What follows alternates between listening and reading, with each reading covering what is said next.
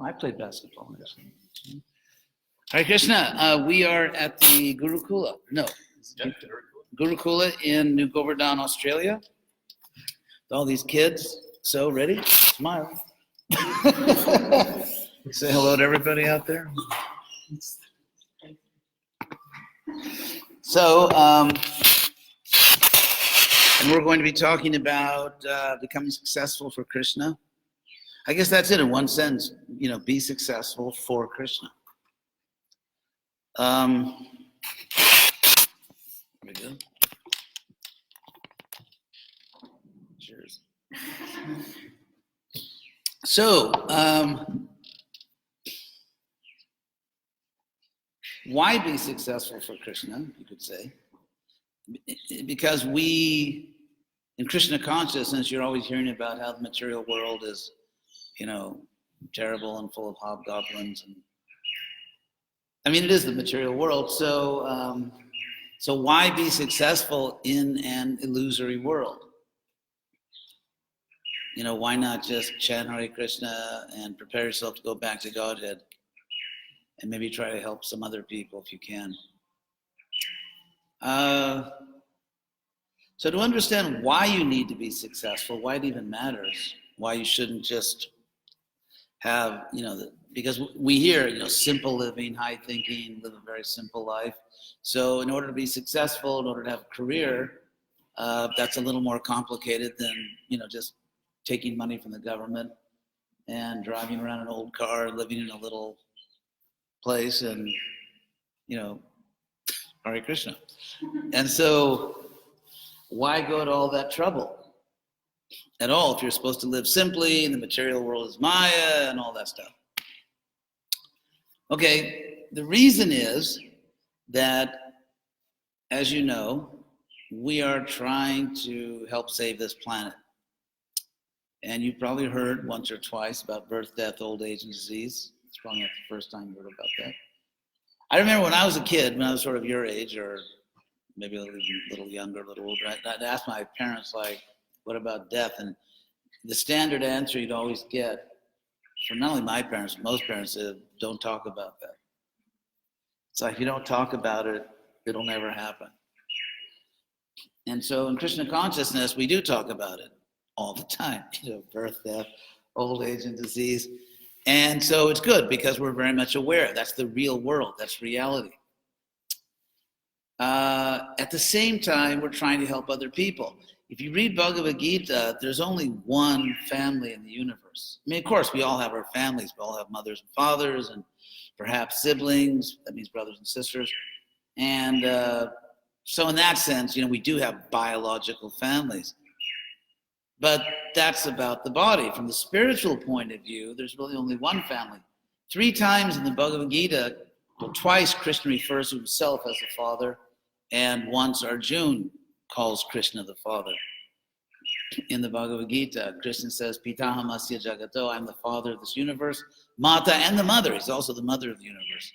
So, and then Krishna says, Aham bija pradak pita, I'm the seed-giving father that kind of brings everything to life. And then Arjuna says about Krishna, Pitasi lokasya characharas, you are the father of the entire universe. So this is not rocket science. If Krishna is the father of everyone, then that means we're all one family. Spiritually, as spirit souls, we're all one family. As bodies, everyone has their little bio family. But we're supposed to understand that we are eternal souls within the body. So from our spiritual point of view, from the real point of view, reality, we're all one family. And so just as, let's say, God forbid, if someone in your family is really in trouble, then the whole family has to help. That's what families do. So in the same way, if you look at our spiritual family, most people on this planet are really not doing well in terms of understanding who they really are, what the purpose of life is. And so naturally, we want to help them. It's just a natural thing. If there's a certain stage in Krishna consciousness, someone's a young devotee, and you're told you got to go out and sankirtan, you got to do this or that. But at a certain point, it's not just following a rule. It's not just, someone told you you're supposed to do this. At a certain point, you should understand that other souls are really your spiritual family. And there should be, it's like if someone's in a family and they see someone else in the family that's really suffering, and it's possible to help that person, but I'm busy, too much trouble, I don't really care. That's kind of a psychological problem. I mean, if you see someone in your own, well, not you, but let's say someone sees someone in their own family that really is in trouble, legal trouble, medical trouble, whatever, and they need help, and if someone says, I don't care, it's sort of a psychological disorder. Because the normal human reaction, and by that I mean, Hare Krishna.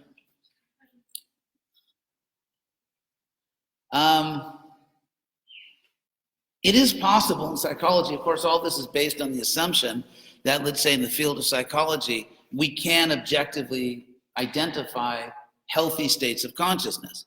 Someone could simply say, well, that's just your opinion, or everyone has their own approach. Some people like to be crazy or something.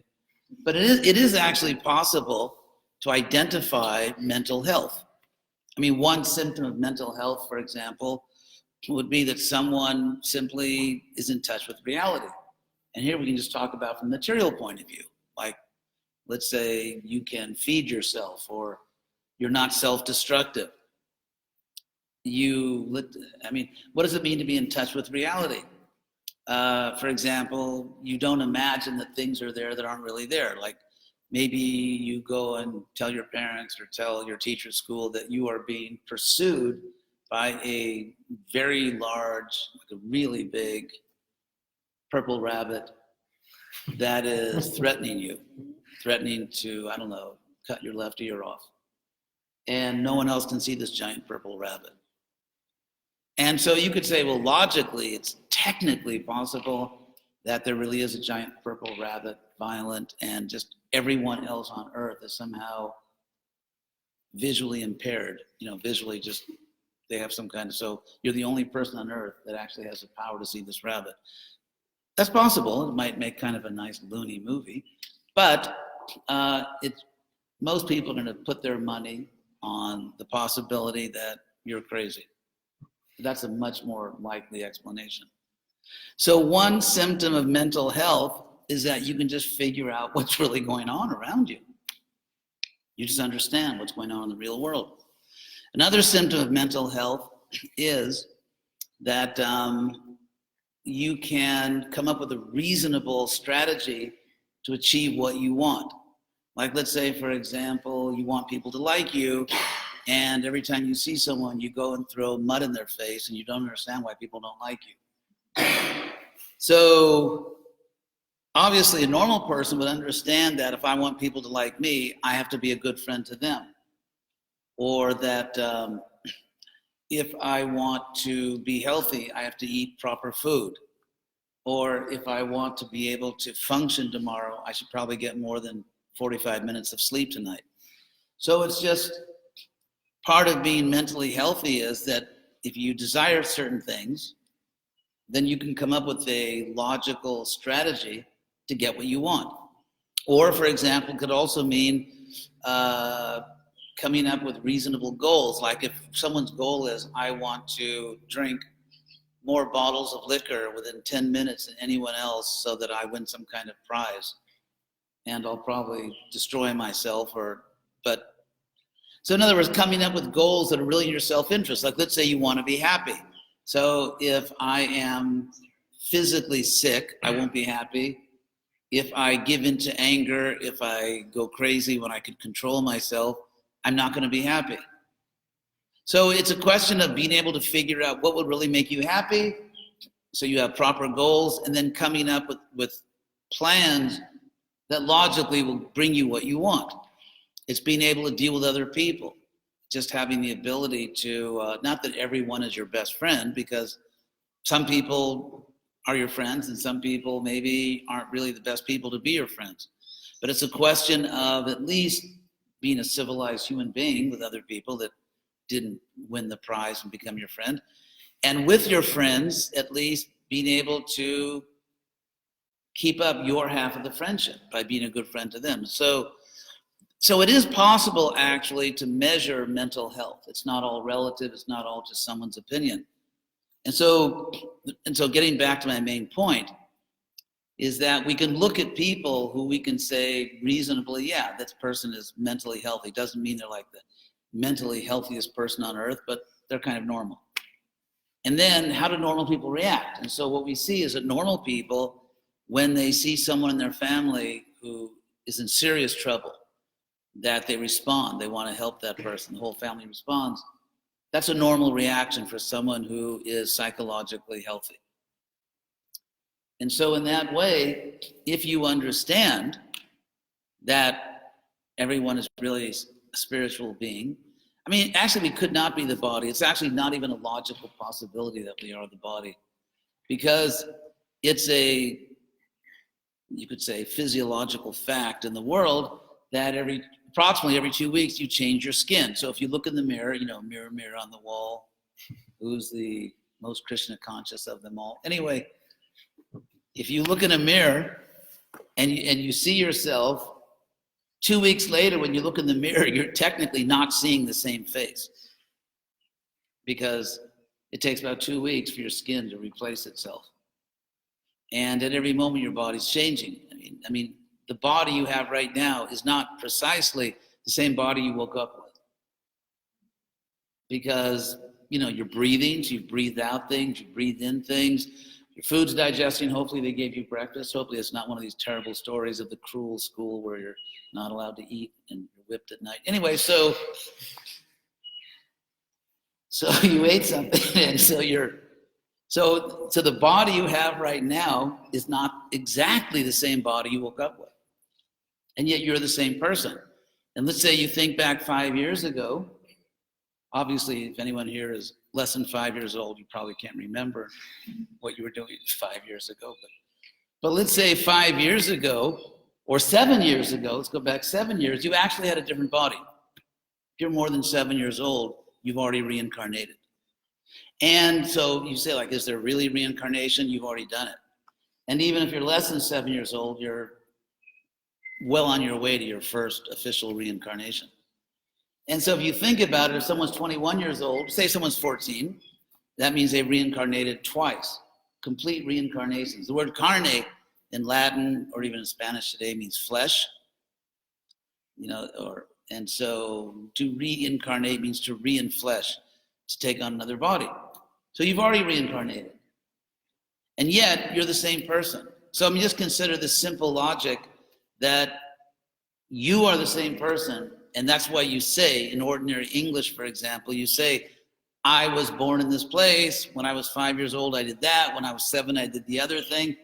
And so the very fact that we say I, sometimes if you study language, it actually gives us a very deep look into your psychology, what you really think is true. I mean, some things we just say frivolously, like whatever, we just talk. But sometimes if you look at speech patterns, that people always speak a certain way, and people all over the world speak that way. And so when you find a case like that, where you find universal speech patterns, then what you know from that is that that's what practically everyone in the world at a very deep level thinks is true. And so the fact that we say, I was born here, I grew up there, 7 years ago, I was, the hula hoop champion of my planet or whatever. So because we always say I, that means that we're the same person. Our best understanding, our deepest understanding is that we're the same person. And yet we know scientifically that it's not the same body. So again, this is pretty simple stuff.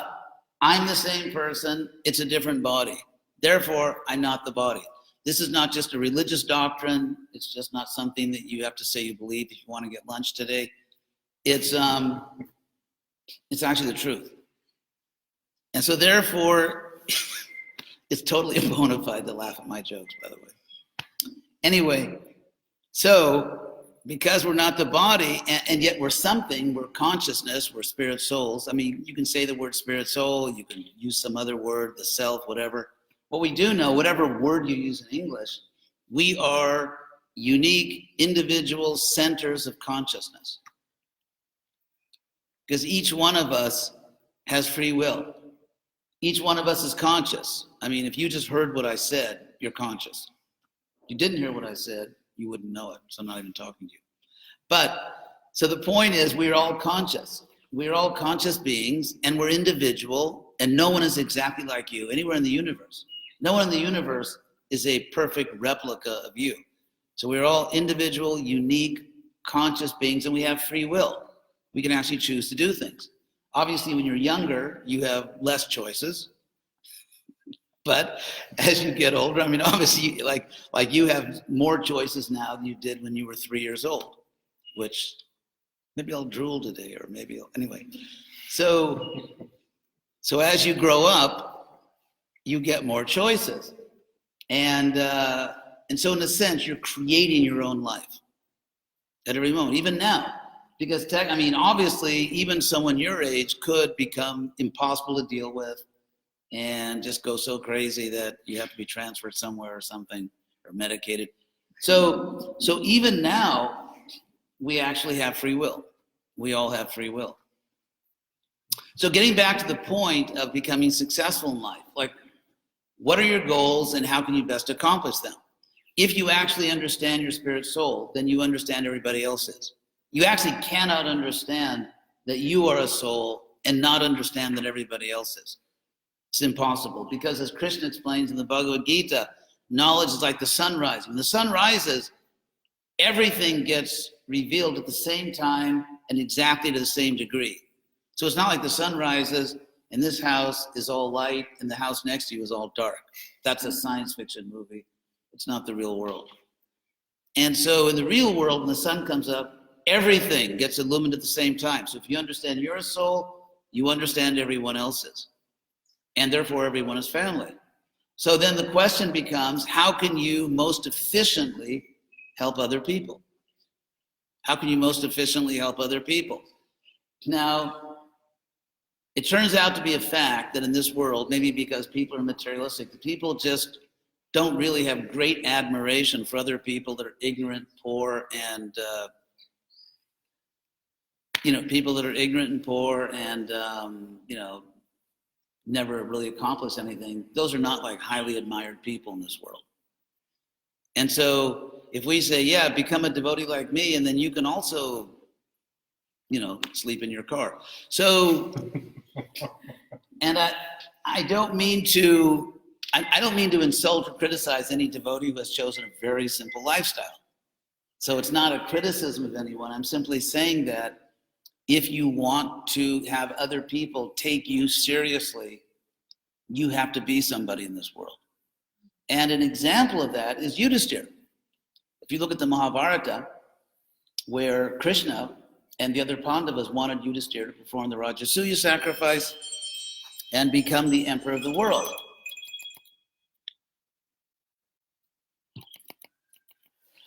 And so Yudhishthira didn't want to do it, because Yudhishthira's problem in the Mahabharata is he's a Kshatriya with a Brahmin mentality.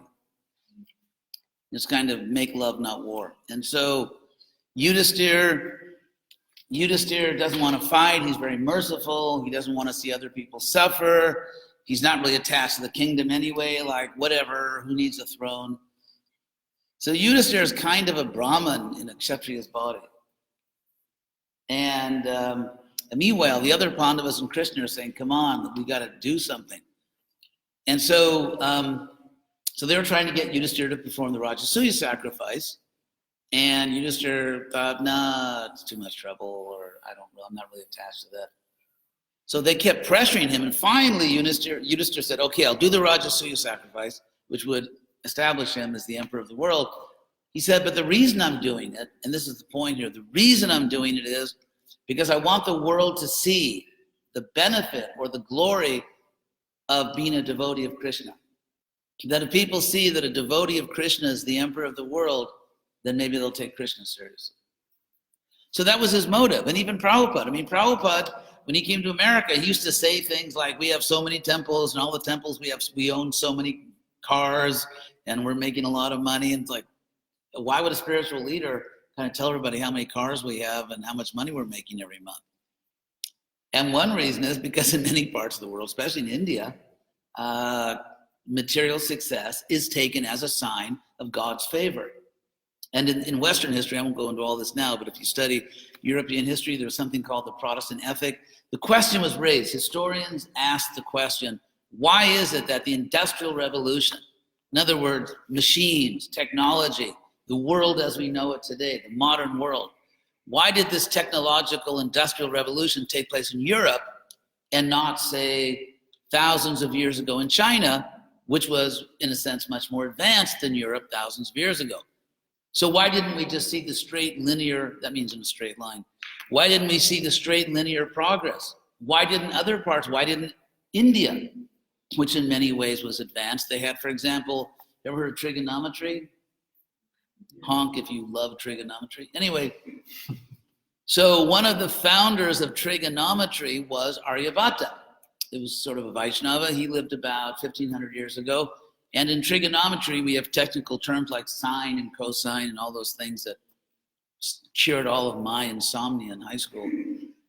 But anyway, so all those technical terms for trigonometry come from Sanskrit because trigonometry was sort of invented by this Vaishnava, Aryabhata. And so, by the way, just if you want to know, how do we know that Krishna appeared 5,000 years ago? I'll just throw this in for you, no extra cost. But if you grow up and become rich one day, remember that I was very nice to you. So Aryabhata figured out when Krishna appeared by a process called archaeoastronomy. Archaeo just means old, like archaeology, finding old things. And so archaeoastronomy, or the original things, arche, actually arche in Greek means original. It's arche in Greek is actually Sanskrit adi, like adi purusha, the original person, or the first person, adi, beginning of things. So like the original things, study of the original things, the oldest things is archaeology. And the ologies, archaeology, geology, thisology, thatology, is just the Sanskrit logos. The Sanskrit logos means to sort of logically figure something out. That's where we get the word logic. So just like geo in Greek means earth, so if you scientifically study the earth, that's called geology, the logos, the logic of the earth. And then there's archaeology, which just means the logos or scientific study of the original things, the oldest things, archaeology. So anyway, archaeoastronomy means that you find not like bones and other fossils or like an old pot that's 5,000 years ago. We know that 5,000 years ago these people made pots. And so that's archaeology, but archaeoastronomy means that, well, I'll tell you what it means.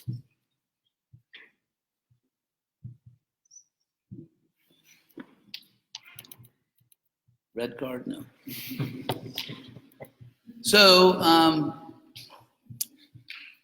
back in Vedic culture in ancient times, and even back in Greco-Roman times, and even Europe during the Renaissance, the Middle Ages, people were really into astrology. People were really took astrology very seriously. And so, in fact, Copernicus, you've heard of the Copernican revolution? People used to think the world was geocentric, that the Earth was the center. Well, the Earth was the center of the solar system, and then Copernicus looked through his telescope and did a few math equations and figured out actually the planets go around the sun. That's called the heliocentric. Helio means the sun. So, so Copernicus figured that out. Why was Copernicus doing that? This was a complete revolution in science to figure out the planets go around the sun. Why was he doing that? Because he was trying to figure out a better way to do astrology.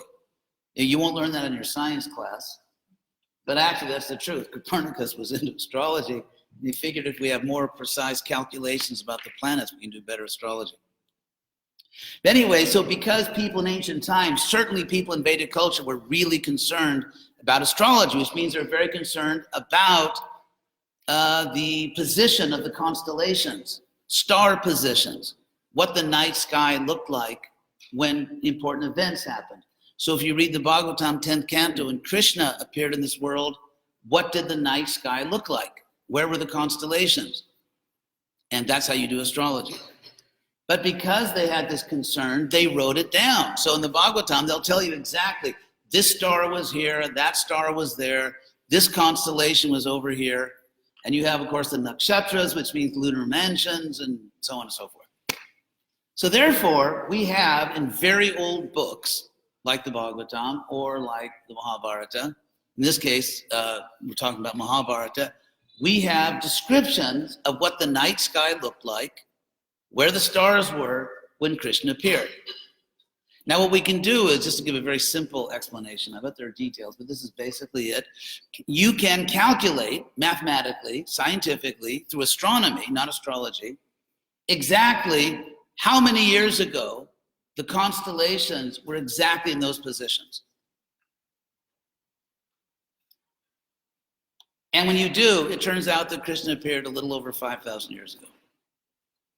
Now, someone could say that, okay, maybe these books were written much later, like maybe like 2,000 years ago, but they cheated. What they did was they believed Krishna appeared a long time ago, and therefore they figured out where the stars would have been. So imagine 2,000 years ago, you're a pious Hindu or you're a Vaishnava, and you believe that Krishna appeared 5,000 years ago, or you just want to convince people of that because it's just more impressive. And so therefore you just sit down and figure, okay, 5,000 years ago, where would the stars have been? And then you write it down, and now it looks like Krishna appeared 5,000 years ago. The reason that didn't happen is because it was impossible to do that. The reason it's impossible to do that is because there is an astronomical phenomenon, which was only discovered very recently in the West, and people didn't know about it thousands of years ago, which is called precession. Precession means, imagine, for example, let's say you have a clock, and it's a cheap clock, because you're in the Hare Krishna. Anyway, so let's say you have a cheap clock. It's not a great clock, and so therefore, let's say every week it loses like 10 minutes. So like this is like a really cheap clock, and so every week you've got to put it forward 10 minutes because it's 10 minutes slow, and every month it's like 45 minutes behind. You've seen clocks like that where you have to. So now that's an example of precession. So it's not that the constellations are cheap. That's not the point here. But it just so happens, the way the universe was made, that when the constellations go around, because that's what they do, they go in a circle every year, the constellations move around so that the star positions change.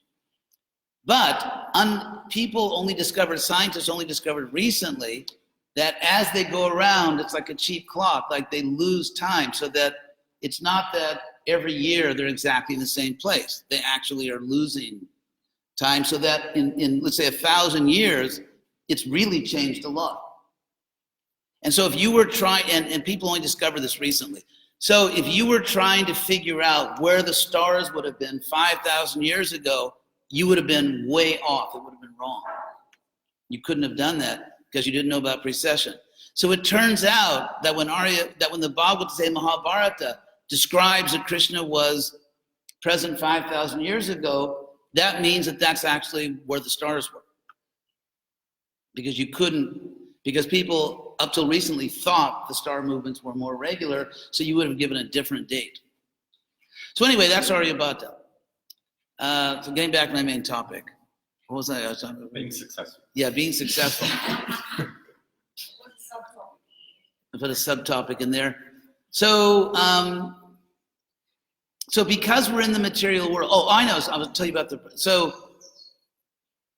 this idea that the more materially successful you are, the more you're favored by God. This especially, it's called the Protestant ethic. Anyway, I won't go into the details. It was in the Protestant Reformation about 500 years ago, at the time of Lord Chaitanya. People came up with the idea that if you are materially successful, it means that God is favoring you.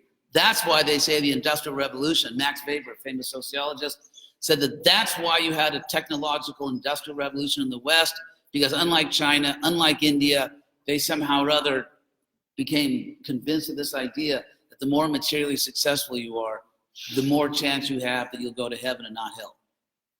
And so there was all this impetus for material progress. Anyway, so for many, many centuries now, people in the West and now everywhere in the world identify with material success with the blessings of God. And even we say it's good karma. Because of piety, even Prabhupada says that, because of piety, one becomes rich or famous or whatever. So if you are seriously interested in showing the world that Krishna consciousness is a good thing, if you want people to listen to you, you can't be a bum. I mean, just to put it very frankly, I mean, let's just give things a real name. And actually, you find this even in the behavior of Lord Chaitanya. Why did Lord Chaitanya take sannyas? Because 500 years ago in India, people really respected sannyasis. They really listened to sannyasis. And so Lord Chaitanya did, obviously you don't have to be a sannyasi to know about Krishna, but he wanted people to respect him. Why? Because otherwise they won't listen. They won't take you seriously. So even Lord Chaitanya, within his culture, he did what he had to do so people would respect him. Yudhisthira did what he had to do. Yudhisthira was a king 5,000 years ago. If he would have taken sannyasa, he would have thought, God, that was really eccentric. Because he was a young king. So Yudhisthira did what he had to do within his culture to be really respected, and Lord Chaitanya did the same thing, and Prabhupada did the same. Why did Prabhupada come to America, for God's sake? Why did he come to New York? It wasn't just because of it worked for the Beatles, they came to New York, did that big TV show. Well, Prabhupada came to New York because he said that's the most important city in the world. That if you convince Americans, if America takes Krishna consciousness, the world will. And actually, like even Australia is very much a first world country. It's a very respected country in the world. And so it's not just America at this point, it's really the first world, meaning the world which is most advanced in lifestyle and standard of living, in everything, in education, technology. And so Australia is very much a first world country, and it's really the first world countries that have influence in the world. And third world countries actually have very little influence in the world. People don't take them seriously because people just aren't really into imitating poor, ignorant countries. And when I say ignorant, it's a heavy word. I don't mean everyone there is ignorant. I mean just in the sense that that's how they're perceived. The educational system's usually pretty bad. You have, for example, in India, you have huge numbers of illiterate people. In Australia, very few. In India, for example, you have this very actually oppressive caste system where if you have the wrong last name or if you're born in the wrong family, you'll literally be treated like dirt, even today. So it does mean India's a bad country. It does mean Indians are bad people. It just means that right now, the world is looking to first world countries. That's just the way it is. We may think it's not fair. We may think it's not really true, that actually I went to some third world country and I met so many nice people, and all that's true. It may be that people are nicer in those countries. It may be, as in the case of India, people are more Krishna conscious, and all that is true. But in the real world, people are following the first world countries. That's just what's happening in the real world. And so Prabhupada coming to America is exactly like Lord Chaitanya taking sannyas. It's exactly like Yudhisthira performing the Rajasuya sacrifice. So if you look at devotees and Krishna himself, Krishna appeared in a royal family. He could have appeared as a Vedic plumber or something. But he didn't. He appeared as a prince. So the point is that following Krishna himself, following Lord Chaitanya, following the great Vaishnavas, following Prabhupada, if you want the world to listen when you speak, if you want to be taken seriously in the world, you have to be somebody in the world. That's just the way it is. And that means you have to get a good education. It means you have to, when you grow up, give me lots of money. Just kidding, that was a joke. So, but that's what you have to do. If you are, in the world's opinion, nobody, what you say is nothing. And if you are somebody in the world, then what you say is something. Totally bona fide, laugh at my jokes. Anyway, so it's and as far as what you should do, there's only one person that can really answer that question, and that's you. I mean, someone may be a business person, someone may be a great athlete, someone may be a musician, a teacher. You can be anything. It doesn't really matter what you do. It only matters in the sense it has to really be you. Because if you choose something as a career which is not really you, it's not really who you are, it's not going to work. And Krishna says that in the Bhagavad Gita. You have to find out who you really are. Part of self-realization is not just, finding this bright little soul inside of you. Part of self-realization is understanding who you are as a human being. Like, what are you really born to do? What's your real talent? What can you really do your whole life? Because if you don't do it your whole life, you won't be very good at it. You know the old saying, jack of all trades, master of none? You ever heard that? None. Master of none. In other words, if you're kind of sort of good at everything, you'll be really good at nothing. And so, of course, you want to choose carefully. For example, in America, if you go to college in America, the first 2 years, you are required to take what they call breadth requirements, like broad. In other words, let's say you want to study medicine, or you want to be a history teacher, or you want to be an engineer, or you want to study business, or whatever you want to do. It doesn't matter. The first 2 years, you have to take all kinds of courses. Like you have to take science and history and philosophy and math. Why? Because they are forcing you to experience everything so you can see what you really want. It's not just that, well, my family wants me to do this, or it's because maybe I'll make more money. That they want you to really see everything, and then you can decide what you really want to do. And so you've got to figure that out. That's one thing you have to figure out, who you really are, not only as spirit soul, but as a human being. Who are you really? What were you born to do? What are you really good at? And what could you see yourself doing for your whole life?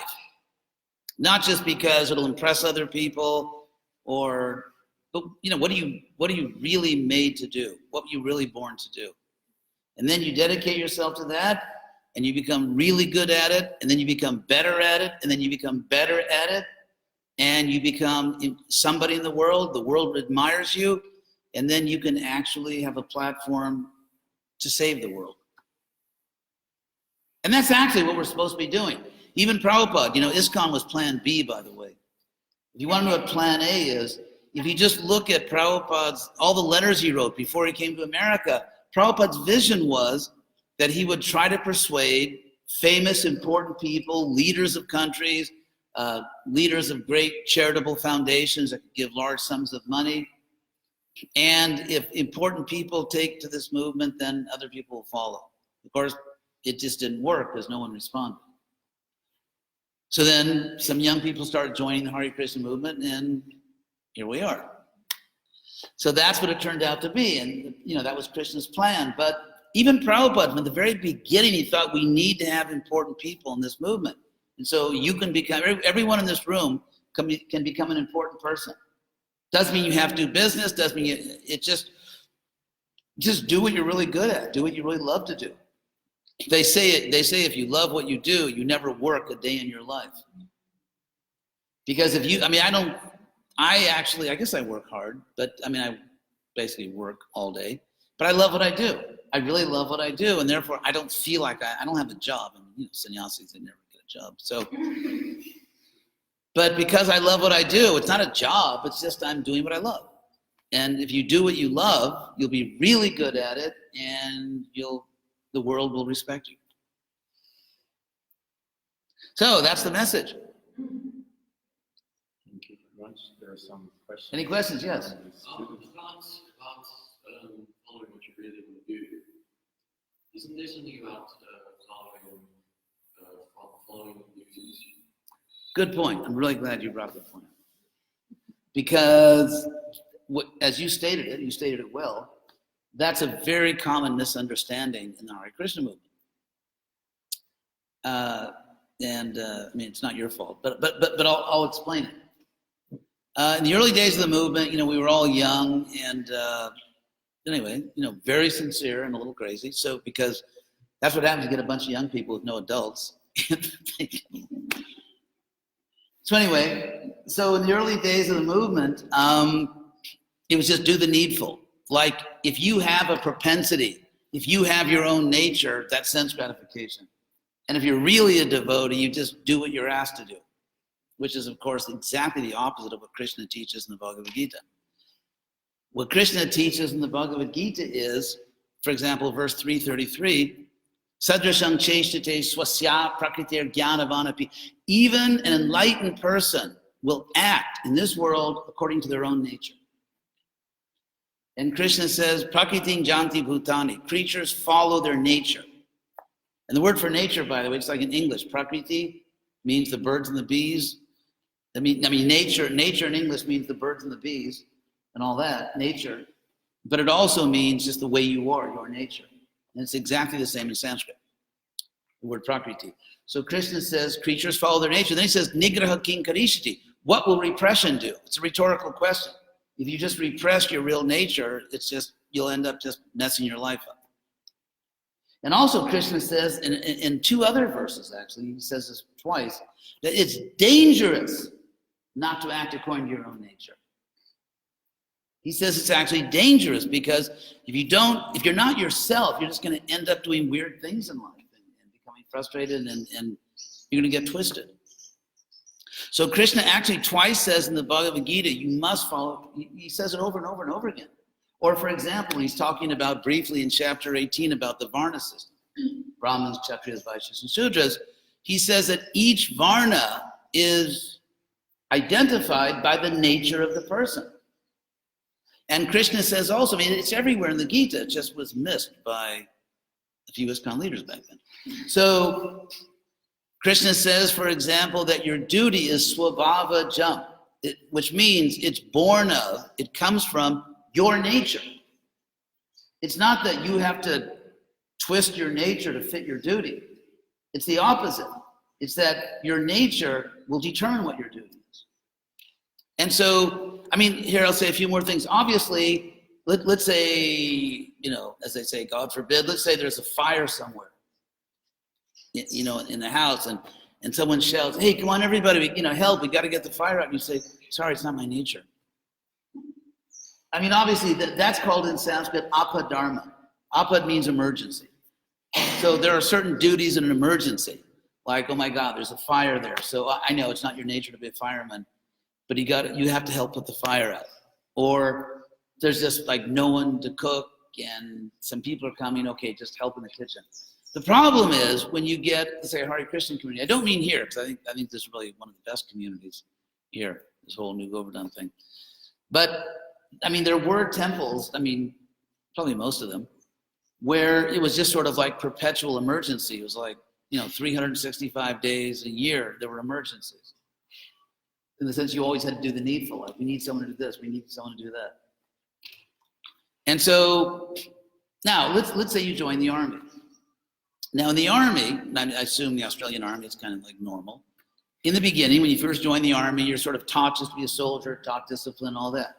Then once you get through what's called basic training, then you specialize, you may be a computer specialist, you may be a sharpshooter, you may drive a tank.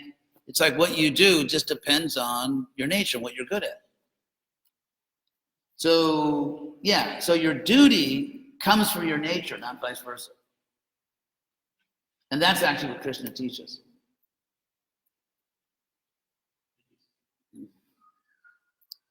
Anything else? Going. Mother Gopala has a question. You spoke earlier about, I think the first thing you mentioned was responsibility to the planet. Yeah. So, I was thinking about the future of these students,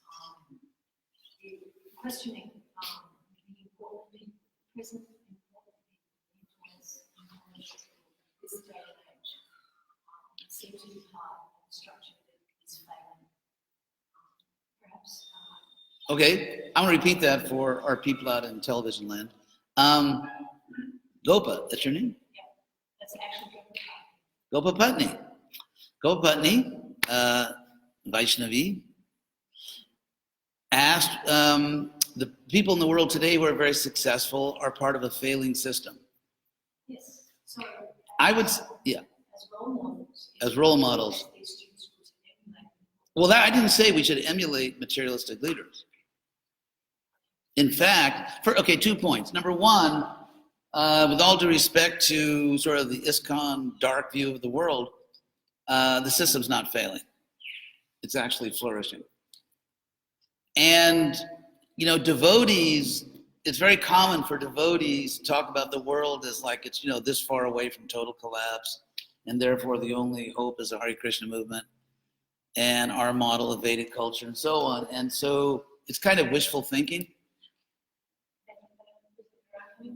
Yeah, sure. I think that it's typically more that it fails a group of people, a subgroup of people. So we have a system. Well, it fails everyone spiritually. Yeah, it does it physically and materially.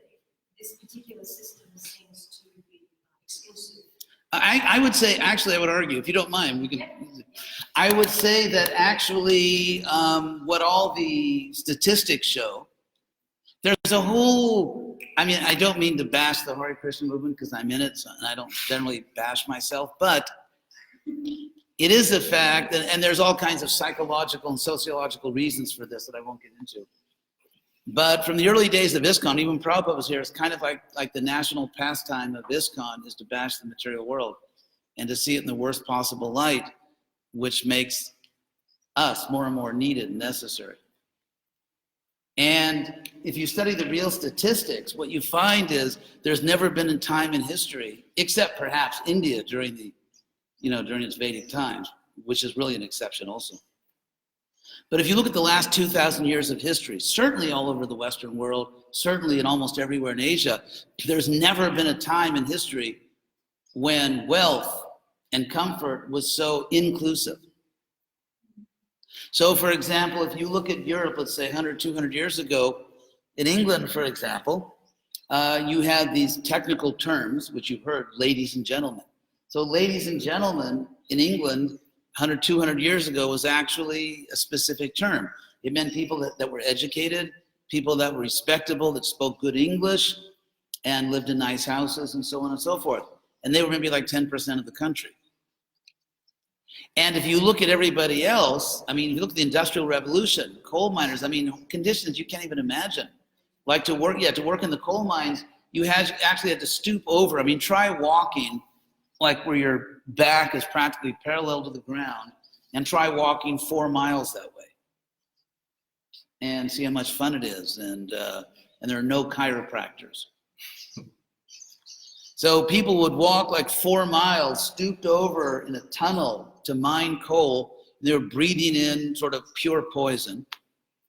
I mean, lung cancer was like, you could bet your last dollar they're going to get lung cancer if they live that long. And then they walk 4 miles back. And they do that for just, a pittance, for very low wages. And they eat really unhealthy food. And if you look, for example, Greece is held up, Athens, Greece. It was like, real democracy. Democracy comes from Athens. One of the reasons, one of the main reasons people in Athens had so much time to attend political meetings and personally govern their city-state is because they had so many slaves at home. I mean, they had so many slaves, they had lots of time for committee meetings. So what I'm saying is, if you look at the world, if you look at the Middle Ages, forget it. I mean, see the Monty Python movie, the Holy Grail, if you want the Middle Ages like. And so if you look for thousands of years, today, they say, for example, that even a lower middle class person, or even a person who technically is classified as poor in our society, say in Australia, actually has more comforts than a rich person, 150 years ago. If you were to take that is real. That's just one thing, but that's not all of it. We can also talk about access to education. We can talk about upward mobility. We can also talk about religious freedom. I mean, for most of just one more point, for the most of the last few thousand years, if you would have gone to most places in the world, almost everywhere in the world with the Harinam party, your life expectancy would have been drastically reduced. And so you can say that's just material. Let's talk about spiritual things. Let's talk about the freedom to choose the wild but sincere Hare Krishna movement. You know, even hundreds of years ago, or even less than that, I mean, even in America, which is so proud of its religious freedom, for example, in the 1840s and 1850s in America, there was the first really big wave of Catholic immigration because America was basically a Protestant country. The Puritans left England and, you know, risked their lives, crossed the ocean, went to Massachusetts, which doesn't have the best weather on earth, and they went there just to get away from Catholics because they thought the Church of England was still too Catholic. And then in the 1840s, you get these huge waves of Catholic immigration because in Italy and Ireland, they had crop failures, people were hungry, and so huge numbers, millions of Irish and Italians came to America, all through New York City in the 1840s and 50s, and they were greeted with, you could say, almost like hatred. So even if you were a Catholic, never mind Hare Krishna, and that's like way beyond. If you were a Catholic, not too long ago in America, there were riots. People were like trying to, you know, persecute them. I mean, ultimately the law defended them, but they certainly, if they would have gone on the street and done a Catholic Harinam, forget it. And this guy Joseph Smith, who founded the Mormons, they killed him. I mean, also for other reasons, but for founding the Mormons, he was killed in Illinois. So in terms of religious freedom, access to education, healthcare, basic comforts, actually, there's never been a time when so many people had so many advantages. That's the truth, and we thank industrialization for that. But as we see with China and India, the middle classes are growing rapidly. So we have an incredibly high standard. We have computer for its hot, we have television, computer, all that. Everyone, hundreds of things are being created. So the expense of that Yes? on the planet, there is talk that that's unsustainable. It is, however, you don't talk about environmentalism. Can I just Please. one more thing? Yeah, go ahead. For instance, our government in Australia presently supports coal mining. And just recently, a politician went on to the radio and said, an oil spill would be okay because it would create jobs. So I'm thinking. Okay, major stupid. However, you see, that's not the right question. I'll explain. The real question is, what's coming next? Okay, the real question is it possible to have, obviously with stupid, corrupt politicians, same thing in America, they do coal mining because they want the votes from coal mining regions. Same thing, just like that's how Trump won West Virginia in the election, because it's a coal mining state, and he thought, you know, kill the planet, get the votes from West Virginia. So I understand that's political corruption, but that's not the question. So here's the point. If you have two things together, if you have, let's say, a post-industrial economy, you have all this technology, and you have stupid, corrupt politicians who are willing to destroy the planet to get votes, if those two things come together, it's not sustainable. Now, but the real question is, if you have, let's say, all the basic stuff we have in terms of technology, internet, and just, you know, air conditioning, Jai air conditioning, anyway. So if you have all that basic stuff, and is it possible to have that and to manage it in such a way with a better government that it is sustainable?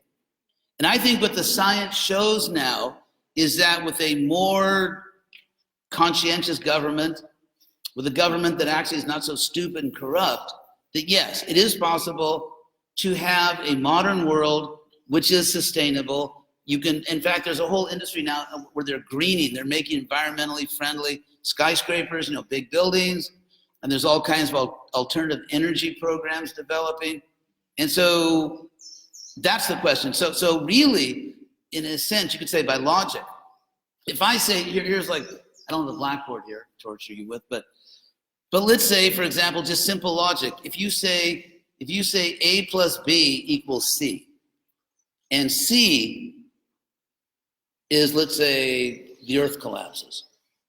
So in this case, A would be modern system, B, corrupt government, C, earth collapse. So A plus B equals C. But then what you say is that, but A plus D, D being more intelligent government, does not equal C. And so therefore, the real issue here is to educate people through Krishna consciousness so that they adopt, they vote for better people. That was kind of my point. Was that Sorry. If you wanted to become someone important, then you needed to think about a set of values and ethics that That's a great point. I mean, sorry I made you run the gauntlet. Yeah. But because there is an idea of anti-society. no, that's a great point. That was really a great point. And I'm sure Krishna will bless you for having gone through all my interrogation. But you really did make you made an excellent point. And that is that, that's really a good point, a really good point, that perhaps the most important reason that you should become leaders, I kind of mentioned it indirectly or in another way, because you have to save the world. But it's kind of the same point I made, but you stated it in also in a very good way, which makes it even more clear that that if you become the leaders, if all of you become, I mean, nowadays we live in such a crazy world. If you're like a world-class soccer player, people really want to know what you think about, I don't know, like politics. Because as we know, if you can kick a soccer ball really well, it stimulates certain brain cells that make you really good at political analysis. So, but it's true that yeah. So really, the world's in your hands. I was with Prabhupada many times when devotees came in with their little children, because when Prabhupada was here, there were only little children. Prabhupada was really only with us in ISKCON for 11 years, and people didn't realize you could actually have kids and also be a Gaudiya Vaishnava until a few years into the movement. So I remember, but every time parents would bring their kids in, devotee kids, Prabhupada, of course, he really liked the kids. He would play with them and everything. But then he would always look at us very seriously. He'd always say, take care of them. They are the future hope. Prabhupada kept saying that over and over again, that all of you are the future hope. You are the hope of the world. I will be, by the time you grow up, and really get into your career, I will be an angel up in Vaikuntha, looking down on you. So, but actually, all of you are the real hope. If this planet's going to be saved, you're the ones that have to save it. Your generation. Sorry. What's that? I apologize. Apologize? It's our generation that's created the problem. No, you didn't. Pardon me? You didn't create the problem. Put it this way, in the 70s there was a conscientious effort to be more aware of it and change tiny little things in our lifestyles. And a lot of us, if not all of us, took everything for granted, lived our wonderful, consumer-driven lives, and didn't make the tiny little choices. How old were you when you joined the movement? I was 19, so that was in 1983. So when you were 19, you gave yourself to Krishna. I mean, you're hardly the problem. Actually, We were compromised. No. I don't think when you're just a kid growing up that, you evil consumer, you're just a kid. It's, Kant, the great German philosopher Kant, has what he calls categorical imperative, which means if you universalize your behavior, what would it do to the world? So suffice to say, if everybody in the world was like you, we wouldn't have a problem. Well, we wouldn't have the problems we have now. If everyone was like me, we'd have other problems. If everyone was like you, we'd have other problems, but... We saw you in the Brisbane temple. Was it 87? Yeah. I confess before all of you that I drank out of styrofoam cups. But actually, it turns out that the meat industry produces more greenhouse gases than all of the motorized vehicles on Earth, which means cars, planes, trains, buses, boats. Well, especially the meat industry. Especially the meat industry. Yeah. Yeah. So, but that's because of the feedlots. You see, the reason, but there's a reason why it produces greenhouse gases. The dairy industry does not produce greenhouse gases. The feedlots do. That's because out of cruel greed, they put all the animals together in one place, and it produces so much antiseptic cow, you know what, that that's what poisons the earth and creates these greenhouse gases. If cows were allowed to roam naturally in the pastures, it's all spread out, and it's not really such a problem. So it's really the feedlots, not the dairy industry. It's the greed. But anyway, so maybe we'll end here. And unless you have another question, any of the kids have a question? Oh, yes. I remember I was listening to one of your classes on YouTube, and you were talking about the brown dwarf. Oh, the brown dwarfs, right. Did anyone ever find them? Yeah, they did. They actually found them. For those of you who aren't astronomers, brown dwarfs, it's like if you try out for a sports team and don't make it, you get cut. That's a brown dwarf. It tried out to be a star and didn't make it. Because according to astronomy, according to the latest astronomical theories, what happens is out in outer space, you get this sort of natural combustion, like matter ignites. And then it starts pulling in more matter, and the fire gets hotter and hotter. And if everything goes right, it eventually becomes a star. That's a real simple explanation. That's how stars get formed. And so sometimes you get this self-igniting matter that doesn't get hot enough, doesn't get big enough, and it was like a wannabe star. And I went to Hollywood. I wanted to be a star, but I ended up just waiting on tables in a restaurant, which is what happens to most people who go to Hollywood. They have the best looking waiters and waitresses in the world in LA because half of them are people that didn't make it. They want to be stars. Anyway, so it's like, imagine you go to Hollywood, you want to be a star, you didn't make it. That's a brown dwarf. It wanted to be a sun. It wanted to be a star and didn't make it. Kind of burned out, didn't get hot enough. That's a brown dwarf. So the idea is that astronomers were looking for it. They thought it was out there and they found it, but they designed an experiment that would detect it if it was there. And I give that example to say, if you want to find God, you have to design an experiment which will detect God if God really exists. And so obviously an empirical experiment, which means a controlled experiment, is idiotic because you can't control God. So the experiment you make is bhakti yoga. Because to find a greater being, you have to please that being, and you do that by devotion. So bhakti yoga is actually a scientifically designed experiment to find God. That was yes, back there. Marge, I was listening to your class in this Sunday Peace lecture, and you talked about how you really wanted to go to university, and just wasn't happening, and finally it was just actually meant to happen. Yes. Everything worked out. I was just wondering, that's just an example that was making me reflect about life and choices and everything. And I was just wondering, at what point, you obviously have to work with things, but at what point, you're working towards something that's not working because it's not meant to happen, or is it because you need that challenge to put towards it?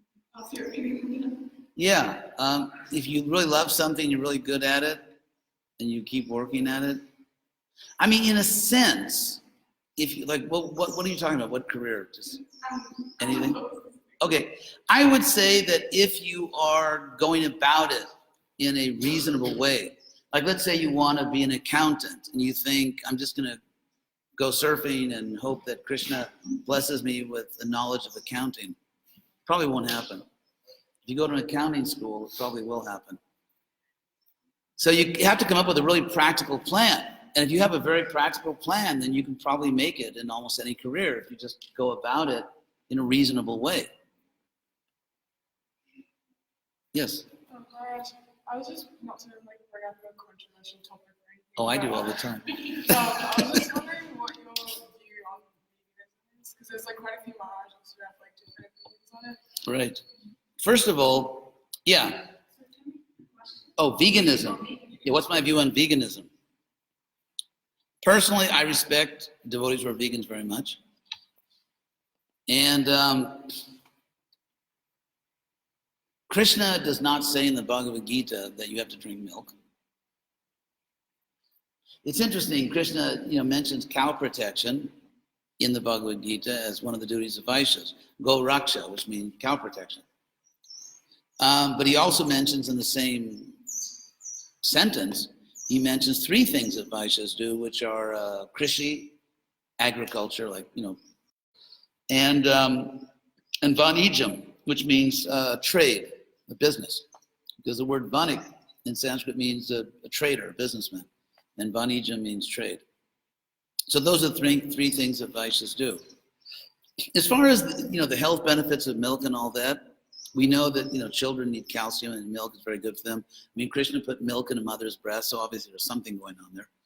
And then as far as at a certain age, is milk still good for you? Is it not good for you? I mean, Prabhupada eventually, toward the end, he had diabetes. And so, I mean, it's, as far as India has India has the highest diabetes rate in the world, by the way. It's a gold medalist in unhealthy eating. So, I mean, you can look up all kinds of articles about that. So, science, there's a lot to be said for science. I mean, real science, not bogus science, but real science. So I think if you look all these things up, as far as the cruel, demonic dairy industry, if a devotee says that I don't want to support a demonic dairy industry, I don't think you can criticize that. I mean, why would you criticize it? Yes. How did your experience translate the Srimad Bhagavatam? That was a lot of fun. Everybody can do something. And so it turned out I could do Sanskrit. So, yeah, it was just wonderful. I had a lot of fun doing it. It was kind of natural for me. Yes? I have a question, because earlier we were talking about the need for all of us to find our nature.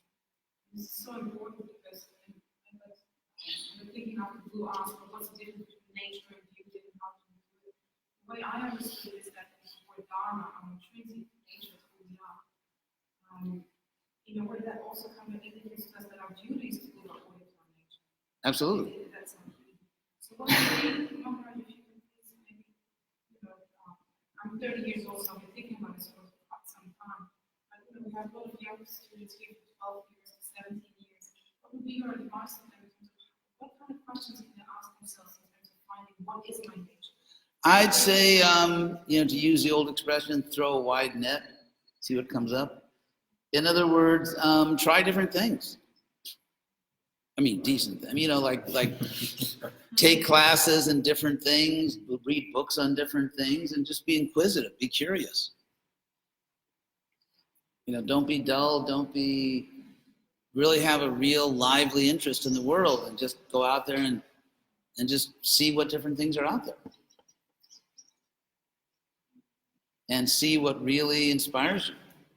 And can you really see yourself spending your whole life? Some things you'd say yeah, this is fun, but I don't want to do this my whole life. So something's fun, you like it, but you don't want to do it your whole life, that's not your career. It has to be something where you can say, I can see myself doing this my whole life and getting better and better at it. That's your career. Yes? How comes in Krishna consciousness Brahma is a reincarnation of Krishna, not the other way around? And if Krishna is part of the universe and Brahma is a creator of the universe? Oh, here's an interesting metaphysical question. Okay, Brahma he's like the engineer of the universe. And in the Bhagavatam, Brahma himself says that I create what Krishna's already created. In other words, Krishna inspires Brahma. Krishna actually says in the Bhagavad Gita that what is it he says that, oh my God. It's not possible I forgot that verse. Krishna says, oh my God.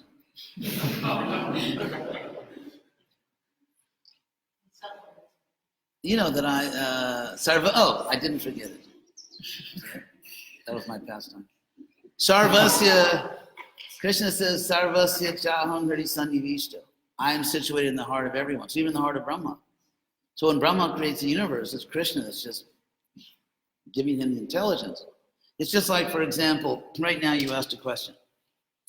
And so it seems like a simple question in English. And it was grammatical, it had a noun, a verb, and all that. So it was a grammatically correct English question. But if you actually looked at that, if you took the question you just asked, and just say you wrote it down and then looked at it more closely, grammatically, you would find it's actually extremely complicated. There was all kinds of, for example, syntax. Syntax means that you chose to put the words in a certain order. And semantics, it means that the words had certain meanings, and the words had different meanings because of the order they were in.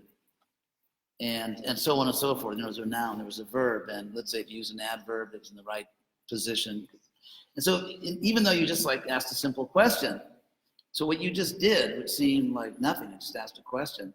But if you actually analyzed it carefully, you'd see you just performed a function which is extremely complex. And it would actually, you need a very big computer program to get a computer to get that right. And so then the question is, how did you do that? I know you were practicing all night. So actually it's because Krishna's in your heart. And you have this, for example, I'm speaking now. And again, I've been, saying this and saying that to you. And if you wrote down what I'm saying and analyzed it grammatically, if you reduced it down to like a mathematical model, blah, blah, blah, you would find that speech is extremely complex. And so how are we doing this? You're not thinking about it, you're just talking. When I'm talking to you right now, you're not like, if I was speaking French right now, are you good at French? No, okay. So let's say if I was speaking French or Spanish or let's say some language you knew a little bit, say you knew a little Spanish, and I was speaking Spanish, you'd be struggling like, okay, what is that word? What's the other word? But in English, you just understand it immediately.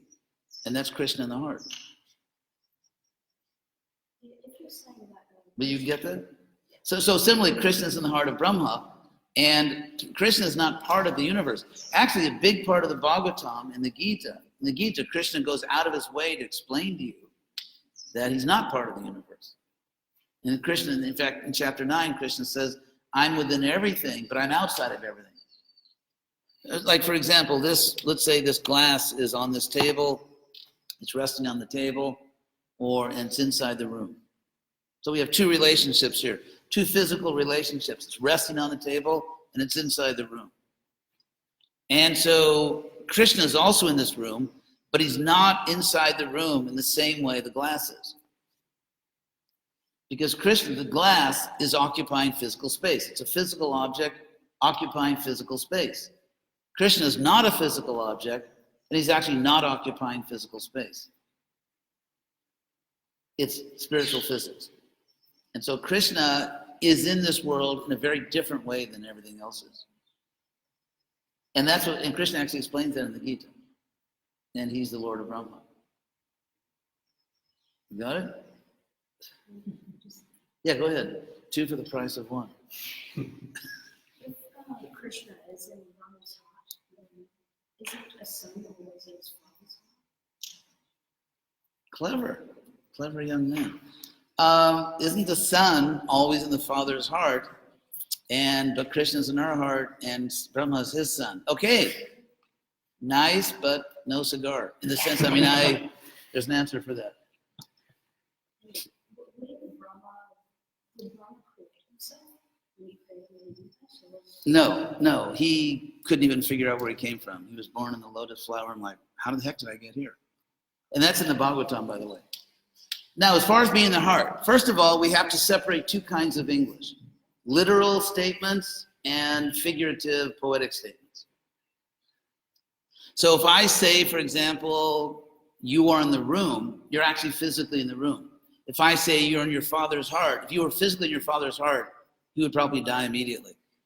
Because, human hearts just aren't made to have people your size inside of them. And so, thank God you are not physically in your father's heart.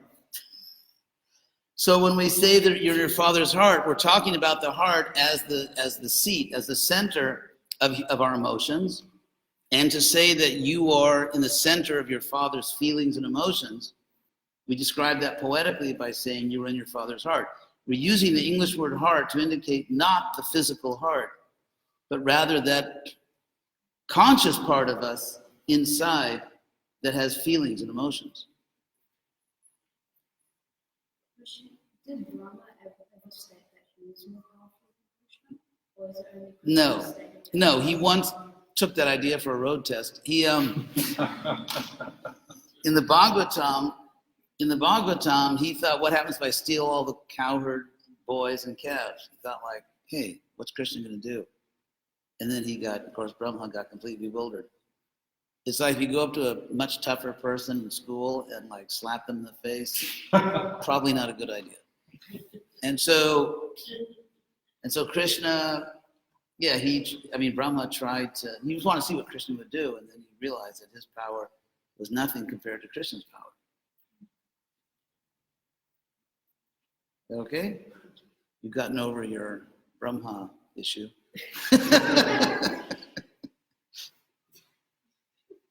So, anything else? Ladies? No?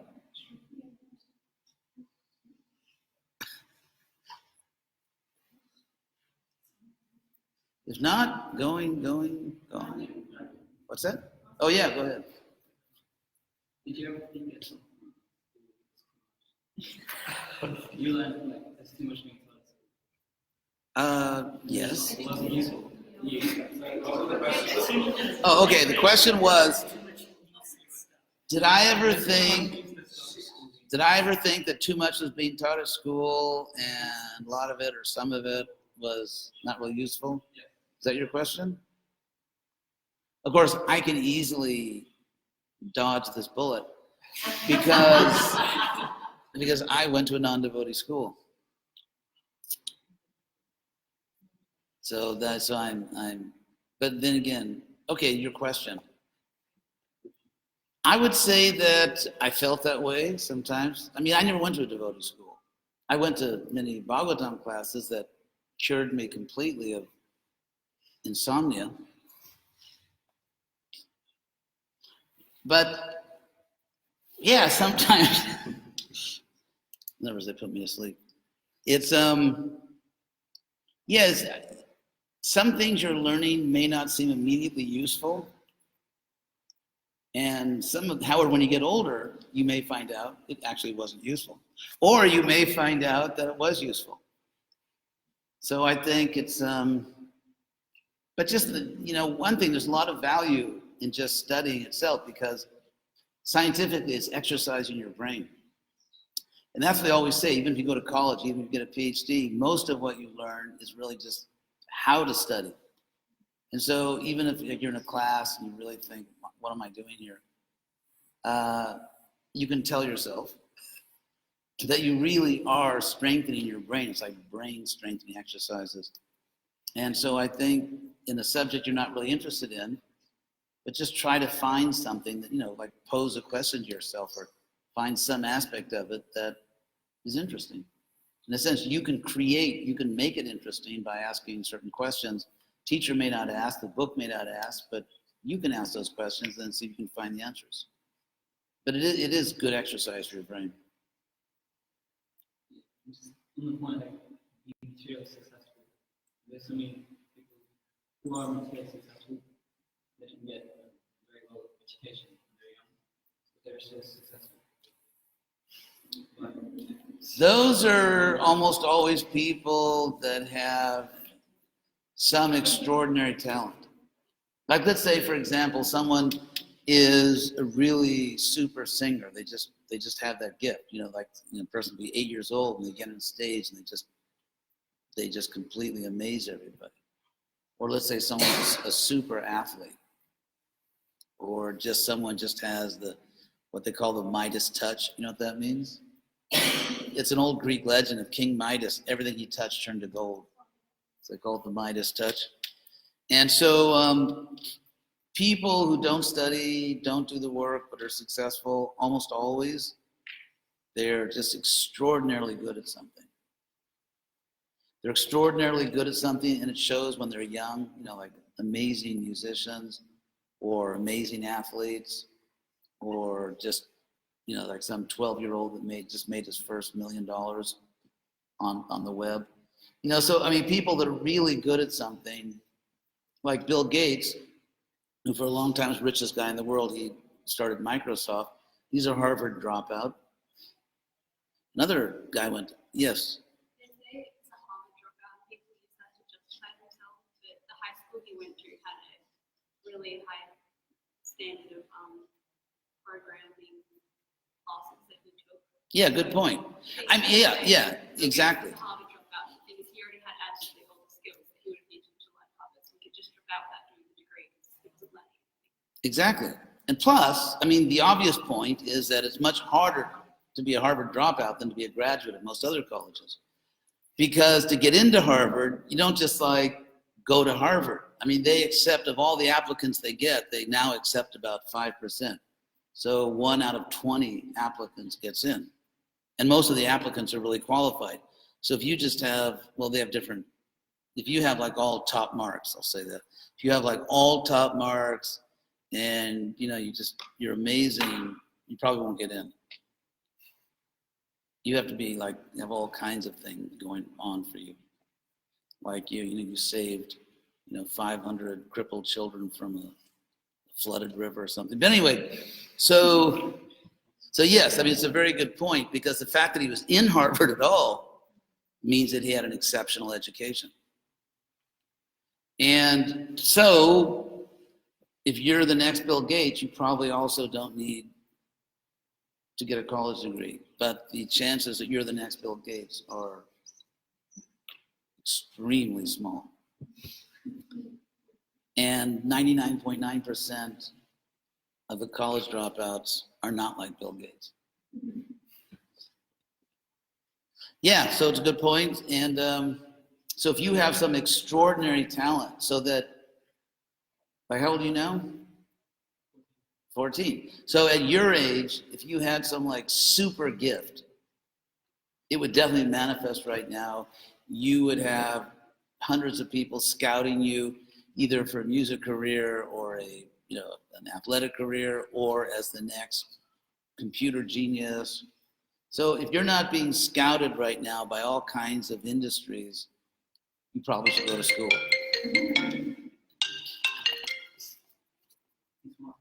Yes. You think like when you come to school,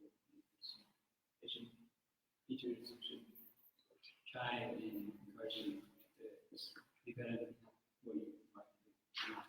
At least after some point. They're like you're in grade 6, like in school all subjects are. Yeah. And then once you're in grade 7, you have a taste of it, a bit of taste of everything. Yeah. You should be encouraged. At the same time, there's a lot of value in knowing something about everything. I mean, and knowing a lot about one thing. Because in the real world, people that only know one subject tend to be, well, for one thing, incredibly nerdy. But also, they often don't do so well. Like, let's say someone's really good at computers, but he doesn't know anything else. And so the guy makes a lot of money, and people just cheat him out of all his money, or he's not good at. It's good to be well-rounded. It's good to be well-rounded, but at the same time to be great at something that you really focus on. So just, tough it out. This will end. I mean, you got this far. You're 14 years old. 14 years from now, you'll be a free man. Even, less than that. 4 years from now, you'll be a free man. Anything else, ladies? Okay, well, thank you very much. And you got it?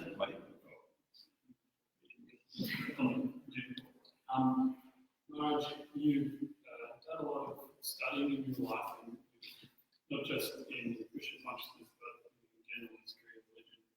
What would your advice be for people who aspire to pursue a career of knowledge to keep them from being, let's say, just misled by subjective opinions and to lose the objective truth? Yeah, I would say if you study a lot like science or philosophy and you have doubts about Krishna consciousness, it's really for one simple reason. You're only half educated. Because when you really understand science and when you really understand philosophy, then there's no threat to your Krishna consciousness because there's nothing in science when it's fully understood. For example, scientists. If you say, for example, if you study the world the way it is now, and it's, like our human bodies are like millions of times more sophisticated than your computer. And if you say all that just arose from nothing, I mean, to me, that's like clinical insanity. But to get a PhD in science, you don't have to take philosophy classes. And so when you're interpreting your data, science collects data, but when you're saying, what does this all mean? Like if you look at the fossil record, let's say. If you look at the fossil record and you say, well, we can explain all this without any God, without any higher intelligence. When you're doing that, you're not doing science, you're doing philosophy of science. And scientists don't take courses in philosophy of science, and they're notoriously stupid in philosophy of science. And so if you know philosophy, if you know the limits of science, it's like, for example, let's say you live in a house and someone lives next to you. If they come, they invade your house, and they want to take over your house, that's called a criminal act. They'll go to jail for that. And so what happens is you get the scientists, some of them too enthusiastic, that invade other fields of knowledge. Like there's one complete clown, his name is Richard Dawkins or something. I mean, the guy's a complete clown. He wrote this book on atheism. And the fact is that he violated the first rule of scholarship. And that is, he's speaking outside his area of expertise. He has absolutely zero scholarly training in the history of religion, in theology, in philosophy of religion, even in philosophy of science. Zero. And yet he's writing books about theology, history of religions, philosophy of science, philosophy of religion. And so the fact that someone has a PhD in some field like evolutionary biology, they can be a complete moron when it comes to philosophy. They can be a moron when it comes to philosophy of science. It's a different field. It's a different university department. And so the real problem is, all the so-called intellectual threats to Krishna consciousness are all coming from people who are saying what they don't really know, or speaking outside their field, same thing. Like, for example, I got a PhD in, I guess technically it'd be called Indology, study of India. My department at Harvard was called Sanskrit and Indian Studies. And so there's nothing about a PhD program in Indian Studies at one of the best universities in the world. There's nothing about that program that would help you in any way to understand whether, for example, Lord Indra really exists, whether the rain is just falling because of some mechanical meteorological system, or whether there's some person named Indra or Zeus or Jupiter, whatever culture you're in, who actually ultimately makes the machine work.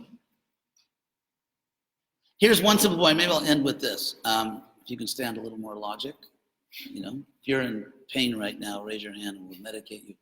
So, okay, here's the general idea. The general idea is that, let's say, simple example, let's say you're giving a spelling test, right?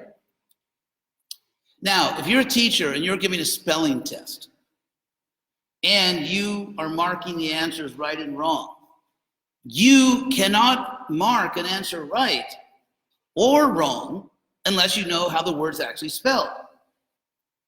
If you don't, like, let's say you give the word amphibious, right? A word you use constantly in your daily life.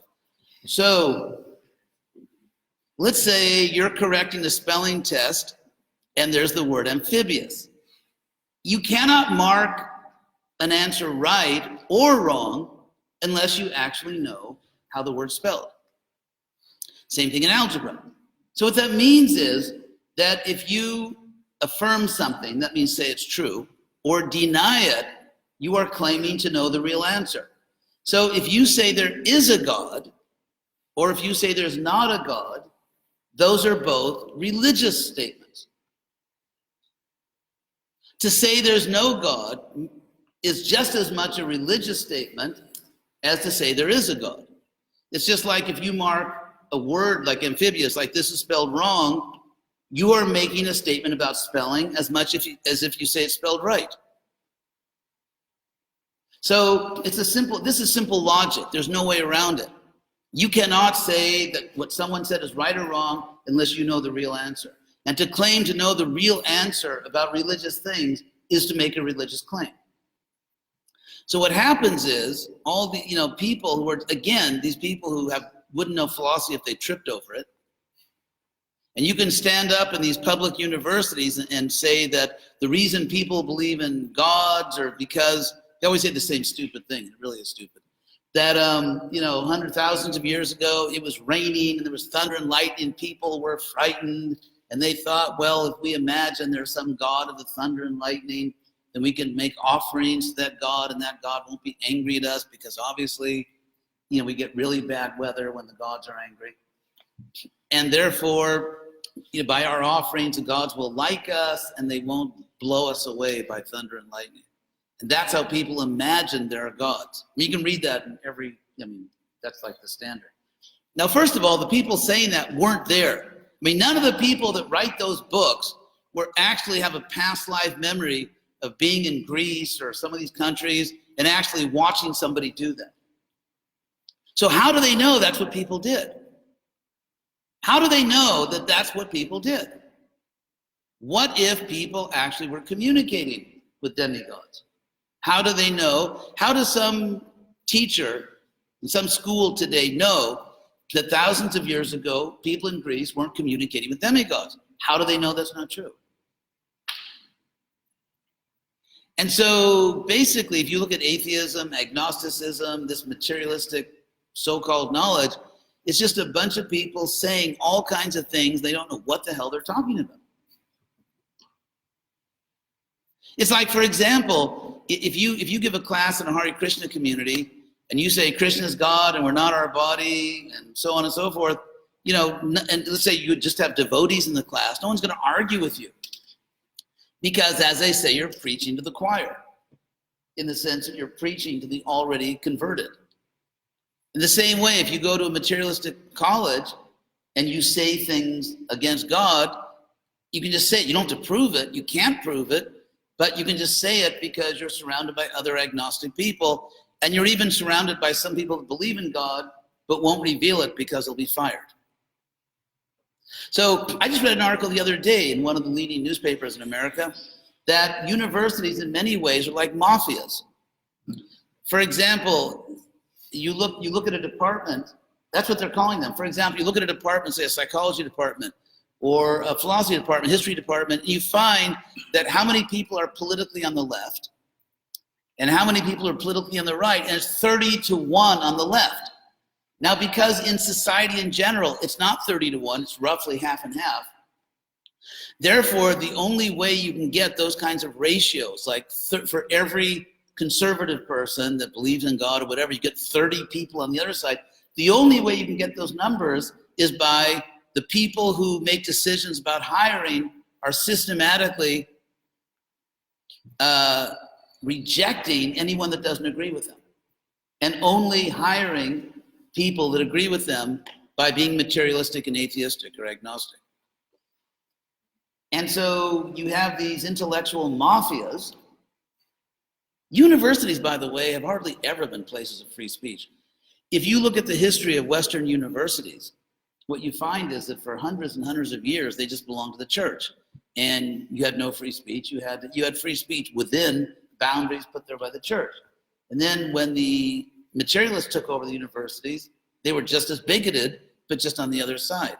So there are really very few times in the history of Western universities when they were really centers of free speech. And so, but if you look at the facts closely, there are no good arguments against Krishna consciousness.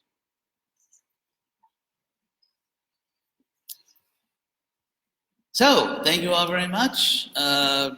Get out your checkbooks. No, you're too young to have checkbooks, right? Okay, well, promise that when you grow up. Our dear students, teachers, I'd just like to thank Govardhana Maharaj for this 1.5 hour of, I think, sociology, studies of religion, astronomy. What other classes we attended? We had a bit of career guidance as well, business studies, archaeology, politics, political science, history, etc., all combined in such a wonderful presentation. And also thank Maharaj for that feeling of being encouraged to do our best to really become successful people and keeping Krishna in the center. So thank you very much. Thank you, Hare Krishna.